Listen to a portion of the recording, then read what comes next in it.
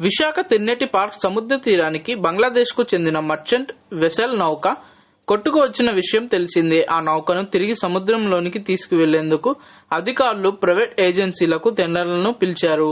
నౌకలో 40 టన్నుల ఇంధనం ఉంది. ఆ ఇంధనాన్ని బయటికి తీసిన తర్వాత నౌకను సముద్రంలోనికి పంపనున్నారు. రివర్స్ పంపింగ్ విధానం ద్వారా సముద్రంలోకి నౌకను తీసుకువెళ్లేందుకు నౌక యజమాని, local agent, PI club, DG shipping, Indian coast guard, collector, security గార్డులతో సమన్వయం కుదుర్చుకున్నారు. కాగా బలమైన గాలులతో విశాఖపట్నం తీరానికి బంగ్లాదేశ్కు చెందిన మర్చెంట్ వెసెల్ భారీ నౌక మంగళవారం కొట్టుకు వచ్చింది.